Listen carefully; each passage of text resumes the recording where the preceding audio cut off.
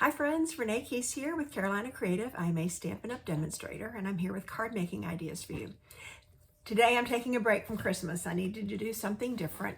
So I am going to play with Peaceful View. I have just started playing with this stamp set and I've already learned a few tips and tricks that I'm going to share today because this is a large, very large stamp. So that makes it a little bit more difficult to work with. One way you could ink this up is to just leave it flat on a flat work surface. Put your ink right on here and then lay your paper down on top gently and press it. That's one way to do it. If you have the large block, that works. That can work. I don't have that big enough block. My largest block is still this, the E. So that doesn't fit. So I'm going to show you how I use my Stamparatus. That's another way to do it. So we'll get to that in a minute. I'm going to use my blender brushes today and create some color for a background for that stamp. So I'm going to start with that first and then show you a couple of tricks for using that large stamp set. So here we go. I have my piece of white cardstock here. It's 4 by 5 1/4. It's the standard size to fit a card base. And I did pick just a balmy blue card base to work with. I think it's going to go good with all the colors that I've chosen today. So I'm going to start with, not that one, Calypso Coral, and make kind of a sun focal point kind of in the middle here. So I'm trying to work so that you, the viewers, can see what I'm doing. So let me get this, and I do need some scrap paper. I keep some left over here from classes, and I don't want to get ink everywhere. So I'm going to start with this. I can stamp off, and like I said, I'm kind of making a sun. It can be a sunrise or sunset, whatever you want it to be, but I'm kind of starting with this. I like the coral. It's not too orange. I feel like it's going to blend in nicely. So let's start with that. I can always add more. Now I've got Daffodil Delight, so I am going with a bright yellow. Let's ink this up. Yeah, that's a lot of ink. And just start putting yellow around it and blend this in. I didn't want too much on the bottom. I want a little more up here. All right, I think that's about right. I have a feeling I don't need any more yellow, but I may want to darken the coral there because of the yellow. And now going with a balmy blue. So get some of that ink off and kind of start from the edge here and work my way in and get some blue on this paper. And I've discovered, just in the little bit that I played with this, getting a couple blobs on there like that, where I have lines, they kind of would look like clouds. But because this stamp is so big, it's gonna pretty much hide all of that. So I'm just trying to work quickly here and not take too much time, but putting some color here. If you look along the, I didn't do a lot along the bottom here because I know the stamp is just going to fill all that in with that grassy wildflower looking scene. Okay, so maybe I have enough blue. It's going to peek through the trees, but you definitely will see it. That's why I liked playing with this, because putting a little color on here does make a difference. And I'll tell you, I have found I can go back and add it too once I've stamped. I played with a little bit more. Okay, so I now have my background. I'm going to move this out of my way. I'm now going to pull in my Stamparatus. I found this to be the easiest way to use this large stamp. Now, what I did discover the first time I used it was that I pushed it all the way up. I knew I couldn't use the magnets, and I'll show you why. Because the stamp is so big, if you put a magnet on there, it won't transfer the ink to the paper.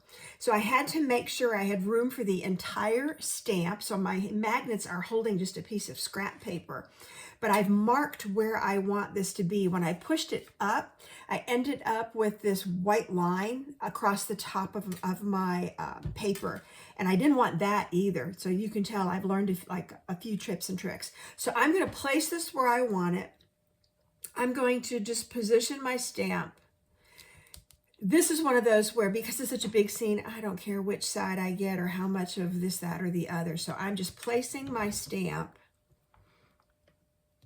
All right. And then I know that it's going to be positioned correctly. So I've got my paper the way I want it. Now, I'm going to start inking this up, and it does take a lot of ink. So I'm just going to start tapping on here to make sure, and you'll see lines. I'm just kind of dragging it and filling this in as best I can. Yeah, I do need to kind of just drag it initially to make sure I've got ink everywhere. I found it was hard to get ink on the, ooh, I kind of like that. I have a little texture there. That was not intentional, but now that I see it, I think I'm going to leave it. I kind of have swoosh, yeah, a little ink on me, swoosh marks there from the ink, but I think that could be a really cool look on the paper. So I'm going to leave that. And I've still got a spot up here in the tree that did not get inked. So it's a little tricky. I want to make sure I get the tree trunk fully inked. And I'm using Pretty Peacock. I liked this blue-green. This would be great in any shade of green, obviously. I'll show you one I did like in Night of Navy. So it's almost a night scene. And I think of that more as a sunset. I can still see the trunk, the tree trunk here just does not have, I'm going to turn it this way, does not have enough ink on it. Wow, I don't know if that's just a low spot that I can't get to. There, it's a little better. I'm having to press harder. So I feel like I've got it inked now. All right, here comes the tricky part. I'm going to flip this over. I'm going to stand up to do this. I want even weight. One of the times that I played with this, I didn't get the full tree, the trunk part. So I want to make sure I get an ink transfer. And because my paper is not down with the magnet, I feel like I could line it back up, but it might be tricky. Okay, and this doesn't surprise me at all. There was so much ink that it just stuck. So here we go, peel it away. Woo! Oh, I think I'm happy with that. Look at that. I'm going to give this a minute to dry because there was a lot of ink, but I ended up with just a pretty sun in the background, and then it turned yellow, and then you can see now my sky has a lot of just that very light blue behind it. So that turned out good. Well, now I have a messy stamp, and that I am just going to have to wash in the sink. There's just no way around it. All right, I'm going to move this out of my way just because it's such a mess. Let me put it behind me. But now I can start assembling and playing with this. Okay, so I have to decide, do I want this to go straight on the card, or do I want to put a mat behind it? If I want to mat it, I'm gonna have to trim it down a little bit. It's gonna be too big. But that really pulls out that orange, that Calypso coral. I'll have to think about that for just a minute. Okay, so I'm going to talk about, this is a new stamp set.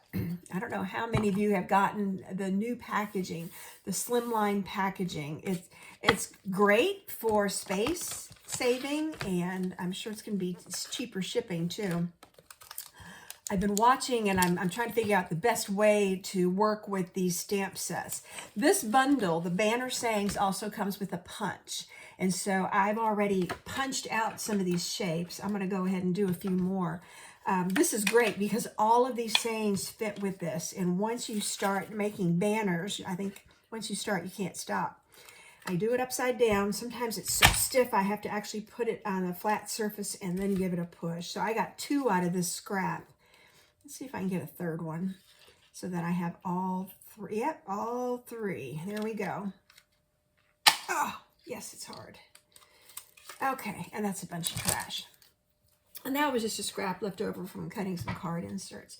So now I have, here we go, all 3 banners that I can pick from if this is what I choose to use. My image is so lovely that I think I'm going to use one of these small ones. Absolutely. I think this is going to be a good fit. So the question is which sentiment, and I'm going to look at these and pick one. I think I really like, oh, wishing you good things. There's just so many to choose from that this is making it difficult. Consider yourself hugged. You are loved. You're the sweetest. With decisions. How about the wishing you good things? I just need to figure out where it is. Consider yourself hugged. I can't even see it. Boy, isn't that sad? All right. I know it's on here. I just turned it 3 different ways and didn't see it. I can't thank you enough. That's a good one. Here to you.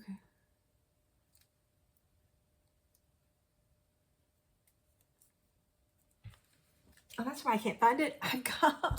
I haven't lost my mind. It's missing from right here, and I already had it. I had already picked it. Wow. I can't remember what I'm doing from day to day. So let's do a little stamping. Sorry for that delay there. I think maybe this one with the double flag. Will it fit? Yes, it will. I think this card could be used for a lot. It could be, I mean, it can be masculine or feminine. It really doesn't have a gender. It's a very neutral card, which is what I love. It could, so I'm going back to the with you in mind to pull out best wishes and maybe just put a little leaf on the inside. I feel like this is a good compromise for a kind of a generic card. So that's the with you in mind set. I wasn't sure if I was going to use this or use something from the Simply Said. I just had a couple options here depending on how I was feeling.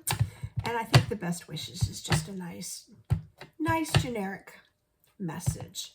And this ink pad has a little texture to it for some reason. So I have to be careful that I get everything fully inked. That was just the way that pad came. I had never seen that before. But I do find it can have an impact on how you ink a stamp. So there's that. And then let me just pull. This is too big a block for this, but it'll work for what I'm going to do. I just want to put this little leaflet in there. I was getting texture in that leaf from the ink pad, and I don't want that. There. Okay. That's all the stamping I'm going to do. The big image, and then inside the card. I could have switched and used Balmy Blue inside here, but, you know, it's just not necessary. And my glue is missing. Huh. Which I think means I had 2 classes this weekend, so I had a lot of people here. And I'll bet somebody just took my glue home. That's okay. Here we go. So I'm going to put this on the inside. Yeah, the 2 classes this weekend, we were doing Christmas cards, and it was a Christmas card buffet. So I had 6 different stations set up, and people could rotate around. And it was a very, very busy weekend because I, like I said, had to have 2 sessions because so many people signed up. So it's a good problem to have. I am not going to put a frame behind this. I'm just going to leave this beautiful scene like it is and keep this kind of a simple card. But you could see how the matte behind it would bring out just another color. And I think I'm going to put this up here, but I do want to make that pop. So I'm going to put a couple dimensions, just a 2 is probably all it's going to take to pop that right off the base of the card. Here we go. Remove those backings. Put those in the trash because I've been finding those all over the house too. Wishing you good things. There we go. And I just I had pulled out some of the white baker's twine. So it's like basic color. I didn't have to match anything. But you could, you know, if you had a twine in different colors in your stash, you know, you could easily match some of these sunrise colors, or even just put a blue on there and match your card base. So let me get my glue dot situated here. I'm just rolling it a little bit to tuck it under, and then I'm going to put that right under my sentiment. So simple card, but tricky because of the large stamp. So this is what I've done. You saw me use the blender brushes to create this seam. I stamped this one first and then used watercolor pencils and filled in and used the blender pen in order to get this image. So, and this is the one in Night of Navy. Now, the one thing I didn't do that I did before when I was playing was just put a little Wink of Stella on the tree. So I did the branches so that when you hold it up, it has this little bit of shimmer and sparkle. And I really like that when I held that card up a minute ago, I was like, oh yeah, I really like how I did that. So I put just a little bit, oh, while I'm at it, how about these fence posts too? Just a couple lines. So trying to be subtle. Okay, I don't want to get carried away. And the bird. Gems, yeah, you could add some bling. I just don't know that it's necessary. So that's my card for today, using Peaceful View, which is a very large stamp. Stamp with it a couple different ways, you know, lay it flat, ink it, and then put your paper on this way. There's several ways to do it, but it's a pretty scene. I think it could be a birthday card. It could be a pretty sympathy card. There's a lot that you could do with this, just changing out sentiments. Mine just simply says best wishes. So very cheerful card. Thanks for joining me today. I appreciate you. I hope some of these tips and tricks were helpful. Stay tuned for my next video.